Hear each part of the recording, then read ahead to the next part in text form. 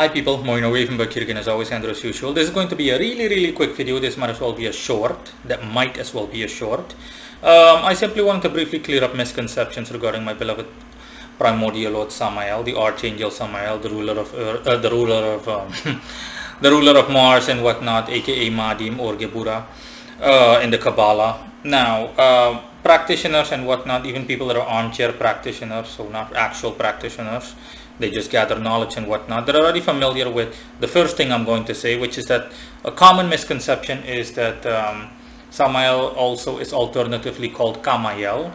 The S is simply, during Hebrew translations or similar, the S was mistranslated into a K or confused with a K or something like that, and therefore in some sources Samael turned into Kamael, or Samuel turned into Camiel in English. And yeah, that's misconception number one, quite a common misconception. Now I'm going to go over another one that I just found, or that I came about, and it's almost borderline offensive to me, but these crapola misconceptions are by default, alongside the misinformation, which is like so rampant out there that I've already said in the past. Like most things out there are misinformation, save for obviously my sources and one or two other reputable sources. Now, in any case, I was simply browsing stuff, and I came across an unknown Syrian god by the name of Shemal, Shemal.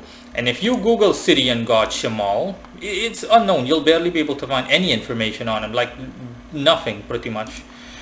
Save for this, again, when you Google Syrian god Shemal, you'll come across nothing but sources, so-called sources, stating that it is possible, however, that the name is derived from that of the Syrian god Shemal. Nothing but things associated with Samael. The name may also have a connection with the ancient Syrian god Shemal. Nothing but literally Samael, god of the left hand.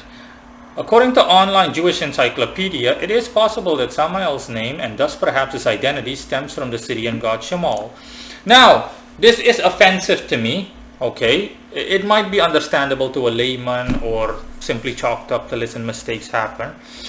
But the very notion that an archangel, one of the seven that stands before Father Almighty, can be confused with a pagan god, an archetype, a cultural archetype, a cultural thought form, it is almost just so offensive to me that I just want to smash something almost.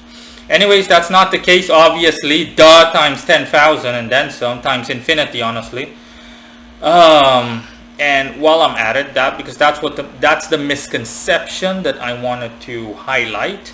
Anything of use that you guys want to view, etc., if you want to see exactly what I'm talking about, I'm going to place all the links and whatnot in the description of this video, or I have done so.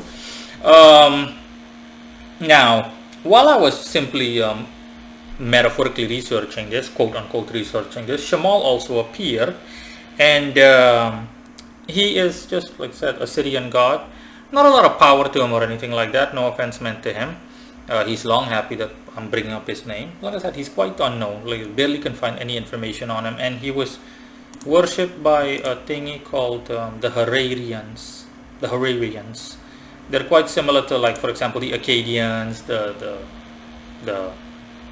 Canaanites and whatnot, you know, those typical kinds of Middle Eastern kinds of individuals, individualistic civilizations or tribes, if you will, and it just goes on.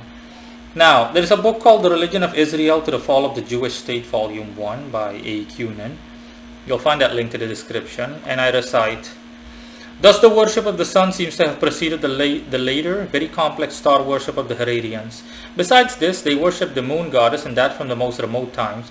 The worship of the god Shemal, meaning the left hand, the northern one, seems also to have belonged to the oldest elements of the paganism of the Harrarians. He is distinct from the planets and is regarded as supreme." And it just goes on like that. Again, this is quite obscure. I really had to like look up information for a couple of minutes to find it.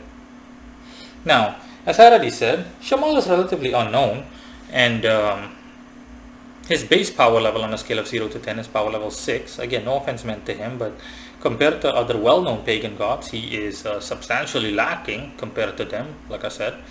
No offense meant to him, But yeah, it makes sense that he's obscured, obviously. That's why he is so, I mean, it makes sense that he is so quote unquote weak, because he's so obscured, and his worship cannot be compared periodically. His periodical worship can't be compared to that of major civilizations like the Norse and whatnot, and the Egyptians, you know.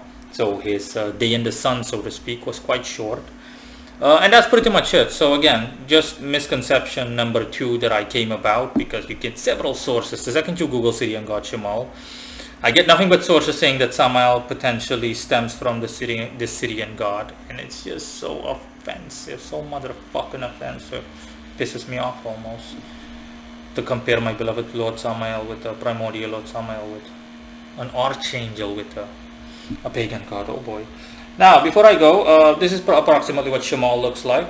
He looks like a typical genie, like the genie from Aladdin. Again, here you go. But he's black. He looks like that a bit, but black. He's quite genie-ish. But I can see why, you know. I mean, based on the culture that worshipped him and where he's from, the part of the world. And yeah, he reminds me of a jinn or genie. In any case, that is all, guys. Bye.